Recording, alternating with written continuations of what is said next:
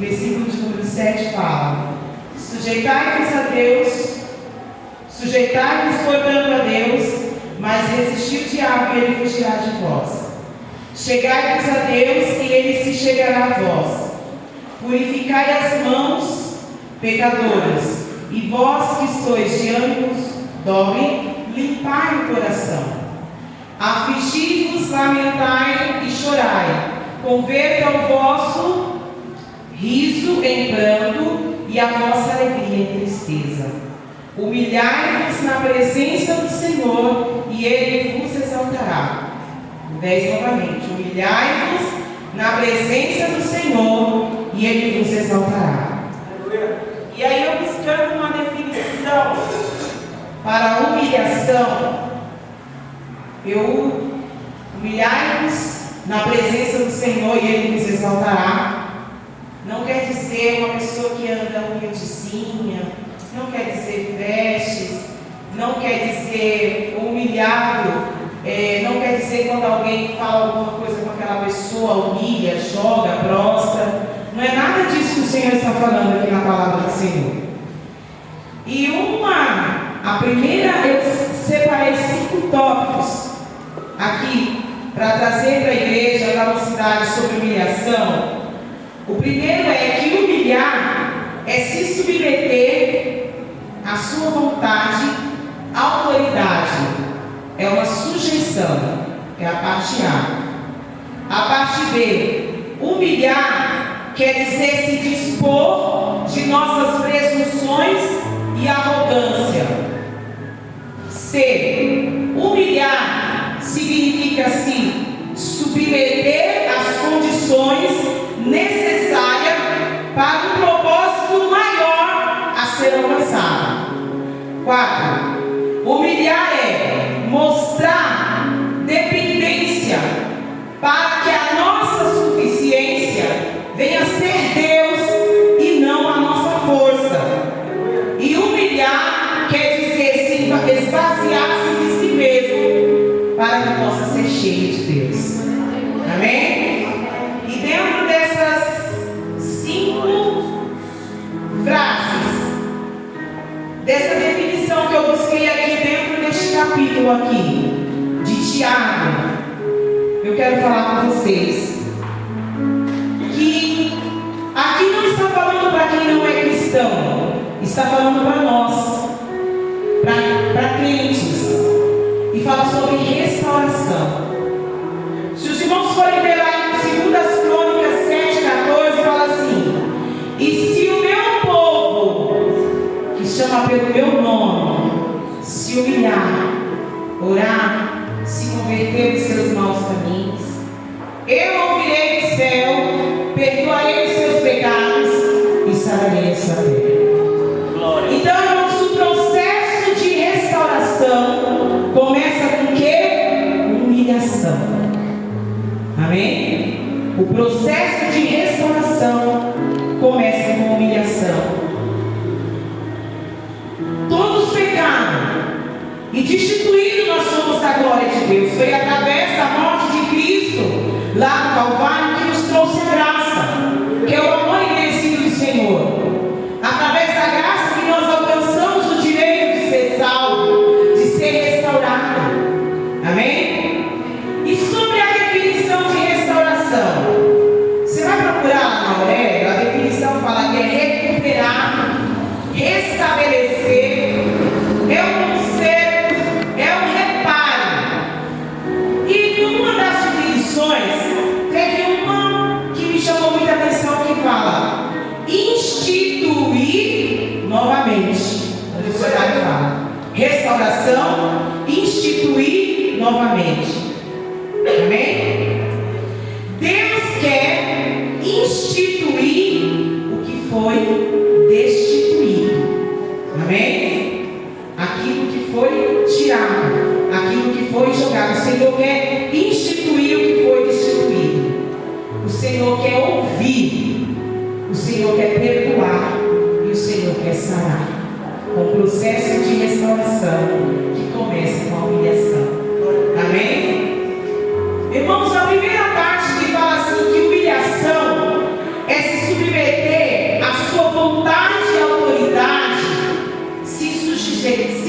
sujeitar não é fácil.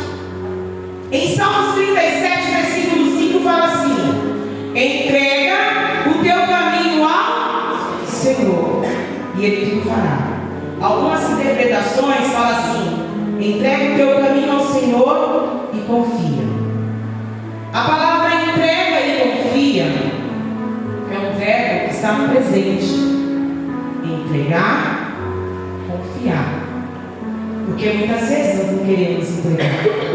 Às vezes nós queremos o melhor do Senhor, mas nós não queremos a vontade do Senhor. Nós queremos que a nossa vontade seja a vontade de Deus, e não que a vontade soberana de Deus seja cumprida em nossas vidas. E às vezes a gente pensa assim: olha, se o Senhor não fazer isso que eu quero, que está dentro do meu coração, eu vou me decepcionar. E às vezes não queremos, estamos fazendo algo e não queremos nem para parar, para ouvir, com medo do Senhor falar: não, vai, para, fica, não é isso que eu quero. E às vezes não queremos orar porque não queremos ouvir. Mas eu quero dizer uma coisa para vocês: todas as vezes que nós formos orar, devemos falar assim: Senhor, dai-me um coração igual ao teu, para que os meus desejos sejam os teus desejos, para que os meus sonhos, Senhor, sejam o seu sonho. E eu quero dizer uma coisa: a vontade do Senhor soberana, ela não nos faz mal, ela sempre nos faz bem. E às vezes não entendemos os caminhos que as vontades do Senhor vai nos guiando, vai nos direcionando, mas é para o nosso bem. Amém? E a palavra sujeitar me chamou bastante atenção, porque fala aqui, esse primeiro texto: humilhação é submeter a sua autoridade e se sujeitar. Sujeitar quer dizer submissão, obediência. E me chamou bastante atenção a terceira interpretação, que fala docilidade. Submissão, você já sabe que você está abaixo de alguém, você está sobre a autoridade de alguém, sobre as ordens de alguém. Obediência também. E docilidade. Falei docilidade, aí fui procurar. Dócil. O que quer dizer dócil? É uma pessoa fácil de educar, de guiar. É uma pessoa fácil de obedecer. Vocês estão entendendo o que o Senhor está trazendo para nós nesta noite? Aleluias. Aleluias. Não é fácil se submeter, não é fácil se sujeitar, mas com o Senhor na nossa vida, nós possamos alcançar o melhor do Senhor. Se humilhar no Senhor, debaixo das potentes e da autoridade do Senhor, para que no seu tempo Ele possa nos exaltar. Amém? Não é fácil, né, pastor? Pessoa fácil, dócil. A gente pensa aqui, dócil, fácil de educar. A segunda palavra que eu separei aqui para vocês fala que humilhar é dispor de nossas presunções e arrogância. Mas tem gente arrogante, presunçosa na igreja? Eu vou falar aqui, vocês vão ver que tem, e essa a gente tem que olhar para dentro de nós. Irmãos, eu vou falar uma coisa para vocês: Deus não está procurando perfeição. Não é isso, vocês têm, é aperfeiçoamento. É que hoje eu tenho que ser melhor do que ontem, amanhã eu tenho que ser melhor do que hoje. É aperfeiçoamento que o Senhor está buscando. Não é perfeição, vocês entenderam? Então cada dia eu olho dentro de mim e falo: Senhor, quebra. Tira, Senhor, que seja o Senhor, que não seja eu, que seja a tua vontade, que não seja a minha vontade. E presunção é um ato de presumir, suspeitar, julgar. É o que se supõe mais bondoso, mais inteligente, mais capaz. Arrogância é um orgulho excessivo. Atribui a si mesmo o direito, o poder. Entendeu, irmãos? Quer dizer as duas coisas? Aí você fala: mas não tem isso preconceito na igreja. Mas não tem isso no meio da cidade, no meio das irmãs. Tem muita gente, irmãos, vivendo dentro da igreja, vivendo um momento assim que ele se acha de humilhação, ou por uma prova que ele está passando na vida dele, ou por uma decepção, ou por uma perda. Mas ele está passando um ato de humilhação, mas não se humilha. O Senhor está trabalhando, mas ele não deixa o Senhor moldar o seu coração. Ele continua arrogante, ele continua maledicente, ele continua não se humilhando. Como também tem muitos na igreja que são os obedientes ritualistas. É aquele bem certinho. Ele vai a quase todos os cultos, ele anda igual crente, ele fala até o dialeto cristão certinho, né? As palavras dele foi moldado, porque ele veio, aceitou Jesus, só que ele veio, aceitou, mudou de direção, só que parou. Você tem que vir aceitar o Senhor Jesus, mudar a sua direção e dar a direção para Jesus. Deixar Jesus guiar, entendeu? Só que ele muda a direção e para. Então ele aprendeu, às vezes ele é batizado com o Espírito Santo, ele conhece a Bíblia, ele conhece tudo o que deve ser seguido, conhece todas as leis, mas ele também faz obra social, mas continua maledicente, continua arrogante, continua invejoso. Como você vai descobrir uma pessoa assim? É só você ver o comportamento dela, as ações dela, com alguma coisa que acontece, quando alguém fala mal, quando alguém discorda, aí você reconhece esse tipo de pessoa. Mas eu quero dizer uma coisa: o Senhor Jesus, Ele quer ter um encontro real contigo, conosco que está aqui nessa noite. O Senhor requer mudança.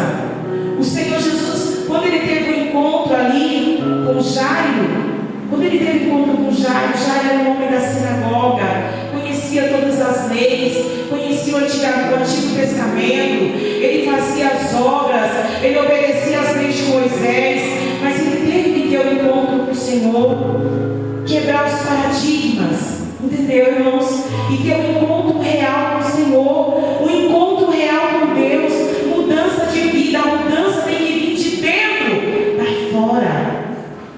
Mudança, a humilhação. Esse processo começa por se humilhar, não guardar rancor no seu coração. Às vezes diz até perdoar, mas no momento oportuno joga na cara e vomita aquilo que ouviu e que machucou e que ficou guardado dentro do seu coração. Irmãos, o homem é falho. O pastor está aqui, às vezes ele pode nos decepcionar. Às vezes eu posso decepcionar alguém, eu sou carnal. Meu marido pode decepcionar, você pode decepcionar o seu colega. Então, quando o Senhor fala para a gente se humilhar diante do Senhor e deixar todas essas coisas, essas presunções, é que o Senhor Jesus, Ele quer que nós perdoamos. Porque quando eu ouço alguma coisa que alguém me ofendeu e eu reconheço que aquela pessoa é humano e ela pode errar, ela pode me machucar e ela também pode cair, eu sei que só o Senhor Jesus pode ter misericórdia dela. Amém? Entendendo, irmãos? Nós não alcançamos algo do Senhor, as bênçãos do Senhor, quando temos dificuldade de lidar com o passado, quando temos dificuldade de perdoar. Eu vou citar um exemplo na Bíblia que vocês vão entender. Herodias. Quem era Herodias? Herodias era a cunhada de Herodes e ela estava em ato de adultério com ele. E a Bíblia fala que João Batista, ele falou a verdade, falou que o rei Herodes e ela estavam em ato de adultério, porque ele estava com a mulher do seu irmão. E aquilo indignou de uma tal forma aquela mulher, um rancor, mágoa, que no aniversário do rei Herodes chamou-se a filha de Herodias para dançar para ele, naquela festa de comemoração. E aquela menina dançou e agradou muito ao rei Herodes. E no final ele falou assim para ela: olha, você me pede o que você quiser, até metade desse reino aqui, o que você quiser, lhe será dado. E ela, sem saber o que fazer, se imagine, né, um homem rico, poderoso, era o rei. Chegar para ela e falar assim: me pede. O que ela podia pedir? Uma casa? Dinheiro? Naquela época, camelos, né? Tinha muita coisa para pedir. E aquela menina, sem saber o que ela ia pedir, ela foi consultar a mãe dela. Mãe, Herodes falou que eu posso pedir o que eu quero, o que eu peço. E a mãe dela falou: pede a cabeça de João Batista. Eu só estou te dizendo que quando você não perdoa, você troca a bênção de Deus por tanta coisa banal. Aquela menina podia ter ouro, podia ter prata, podia ter riquezas, mas ela pediu o quê? A cabeça de João Batista. Dificuldade de perdoar, de lidar com o passado. Me lembro da história de José. Os irmãos sabem todo o percurso da história dele. E quando ele teve o primeiro filho, ele colocou o nome de Manassés, que quer dizer: Deus me fez esquecer o meu passado, as minhas dores. E o segundo filho, que foi Efraim, sabe o que quer dizer? Deus me fez prosperar na terra com o meu sofrimento. O Efraim não vai nascer enquanto Manassés não nascer dentro de você. Esquecer. Às vezes você fala assim: mas eu vou ter que ter uma amnésia, alguém falou isso comigo, alguém se levantou contra mim, não vou lembrar mais. Não, irmãos. Não quer dizer que você vai esquecer de não lembrar aquilo, mas quer dizer que você não vai te causar dor, nem você vai subjugar o seu irmão por aquilo que aconteceu, por aquilo que passou. O Senhor Jesus vai te dar um coração misericordioso, bondoso. De você vai sair amor. Entendeu, irmãos? Entendeu? Amém? Amém? Deixa o Manassés nascer para o Efraim vir. Amém? Deus me fez prosperar porque eu esqueci as minhas dores do meu passado. Vamos continuar? Vou só te dizer uma coisa. Às vezes Deus permite algumas coisas que acontecem na nossa vida para testar o nosso caráter. Sabia? Eu, quando era jovem lá em Biúna, no interior de São Paulo, teve um ano que na Semana da Bíblia, em dezembro, o prefeito deu uma semana para as igrejas evangélicas elaborar um trabalho ali. E eu fiquei na diretoria, junto com a diretoria. Então nós reunimos todas as igrejas evangélicas, várias denominações que quisessem participar daquele evento. E nós organizamos uma semana de culto, e no último dia seria uma passeada e terminaríamos com o culto com todas as igrejas na praça ali da cidade. Então, cada dia da semana ficou algumas igrejas, ficou 2 igrejas responsáveis pelo culto. E irmãos, eu trabalhei naquele evento, eu fiz faixa, eu fui atrás de patrocínio, eu fui convidando igreja, eu fui atrás de pastores, juntamente no grupo, eu trabalhei mesmo. Foram 3 meses incansável para que aquele trabalho pudesse ser realizado. E no dia do culto, que era a nossa igreja que ia realizar, o meu pastor falou assim: cidadania preparada, que você está na agenda, é uma das pessoas que vai cantar nesse evento. Era um evento grande, o culto era no ginásio. Irmãos, eu fui preparada. Eu falei assim: como eu não sei quem falou na casa, vou levar 5 playback, levei 5 playback.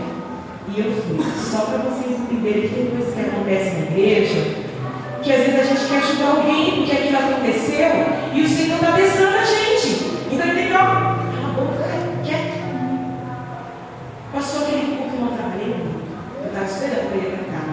Mas o Senhor falou assim: você vai aprender a ficar quieta. Não é essa glória, não é você, é eu.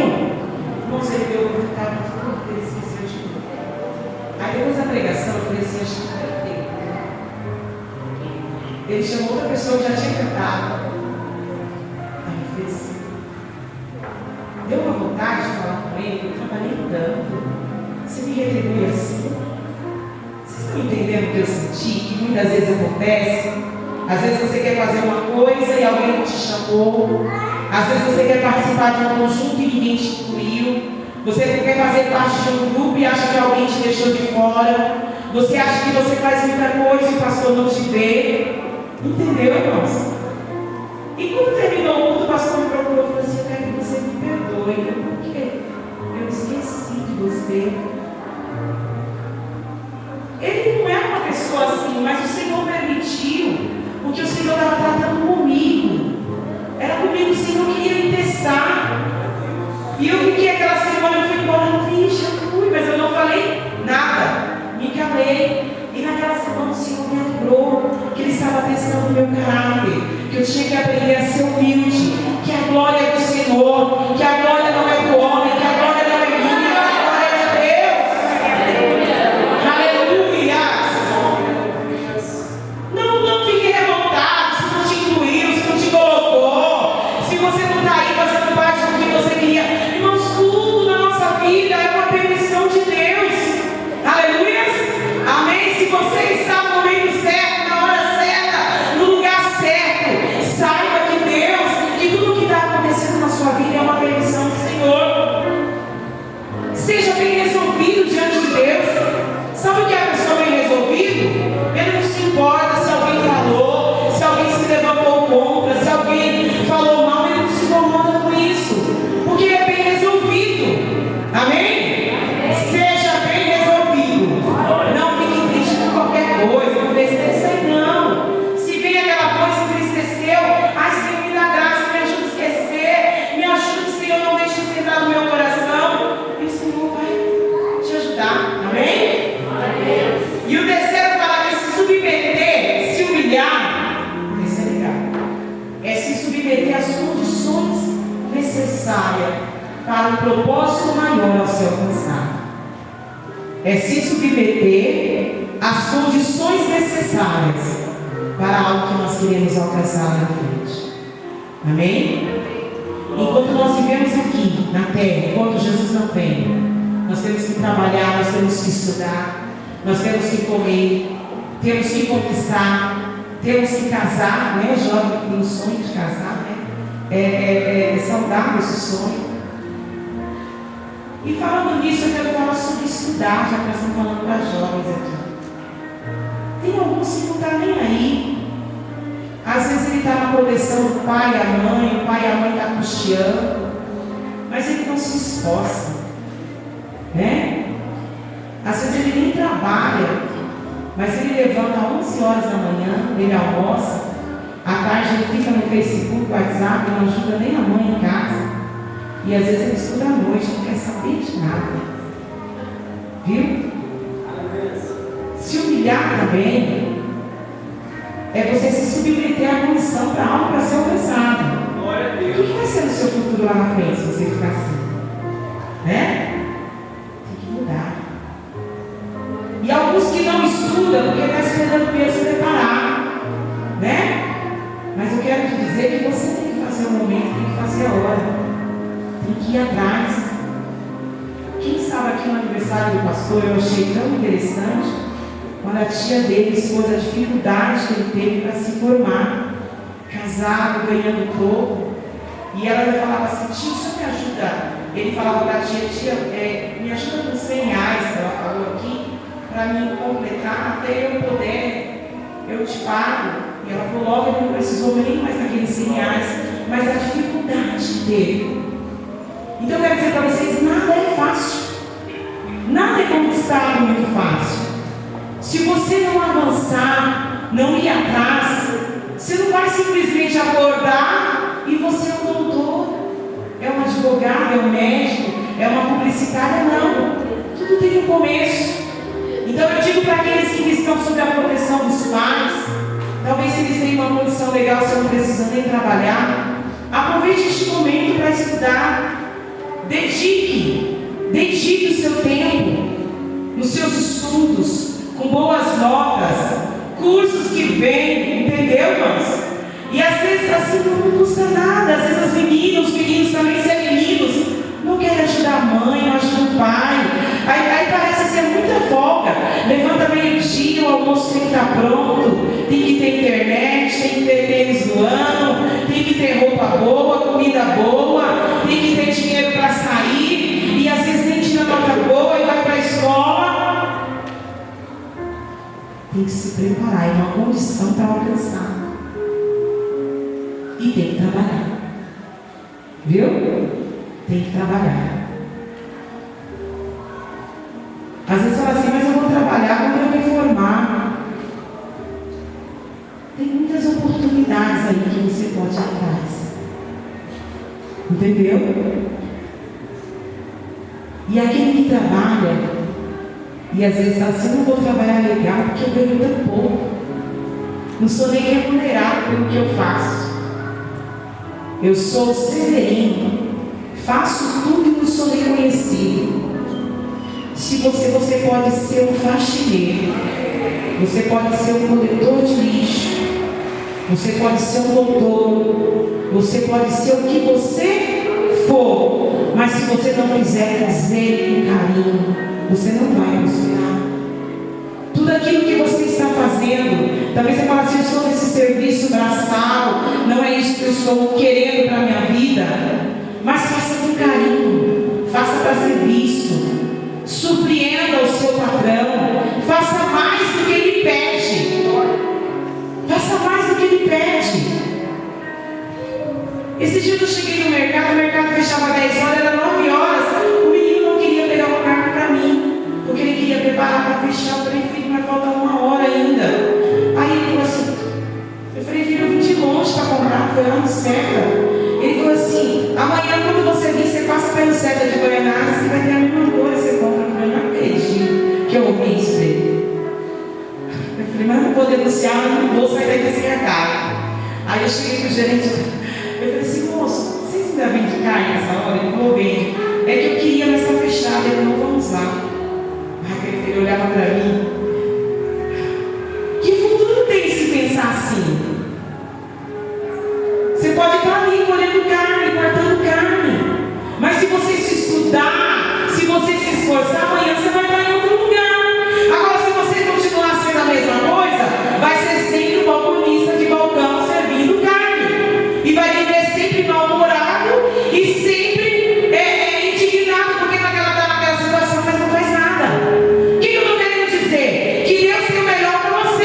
Ele tem algo que Ele preparou para você, mas tem umas condições para você alcançar aquilo que Deus preparou para você. Estude. Tem gente que dá uns pais em casa dando tudo e não quer estudar. Se dedique. Vai à luta, né? E aquele que já é adulto, que não tem pai, está desempregado, vai à luta também. Às vezes fala assim, mas esse trabalho é muito pouco. Vai nesse pouco, e nesse pouco o Senhor vai abrir as portas e você terá uma porta maior lá na frente. Mas você não terá uma oportunidade se você não for. No meu primeiro emprego eu tinha 17 anos. Eu batia com as palavras assim, não tem experiência, não tem experiência, não tem experiência. Aí eu cheguei no escritório de advocacia e eu trabalhando, não estava trabalhando, eu queria muito trabalhar ali. E uma amiga me indicou e ele falou assim, vamos fazer um teste. Naquela época não era nem computador, era datilografia.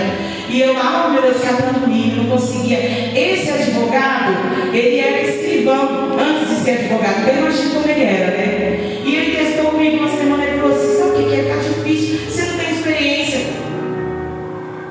Aí eu falei assim, Senhor, me ajuda. Eu olhei para ele e falei assim, vamos fazer uma coisa? Você vai me pagar somente o salário mínimo até eu tiver experiência, tá bom?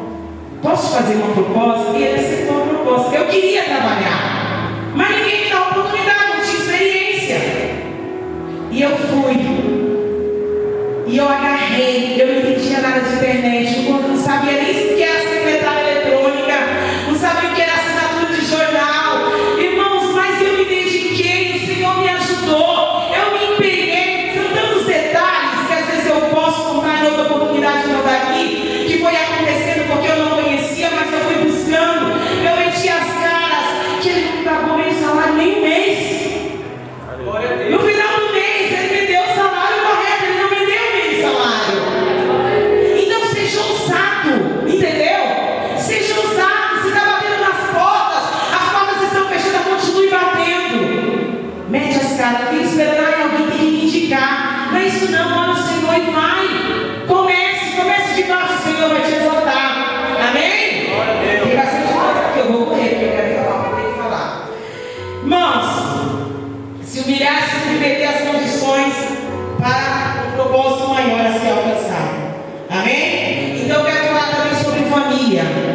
Bíblia fala: honra teu pai e tua mãe.